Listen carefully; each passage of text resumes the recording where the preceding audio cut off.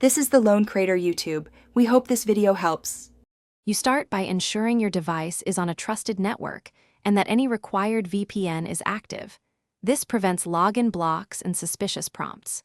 Once done, open the company SSO portal in a supported browser and enter your organization domain when prompted so the system routes your credentials correctly. Make sure you have your SSO ID visible. You'll use it in the next step to identify your account. This early verification reduces errors and speeds the authentication flow.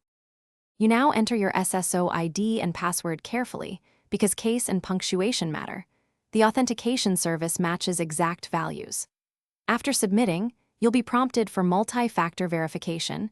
Choose your preferred method and complete it immediately because MFA confirms it's you and prevents unauthorized access. If a push or biometric prompt doesn't arrive, switch to a time-based code or backup code. Make sure your Authenticator apps clock is synchronized. Otherwise, generated codes can be Once authentication succeeds, you should be redirected to your app launcher or assigned dashboard. Open one resource to confirm single sign-on propagation across services. If you're not routed correctly, clear browser cache and cookies or try a different supported browser, then repeat the login sequence.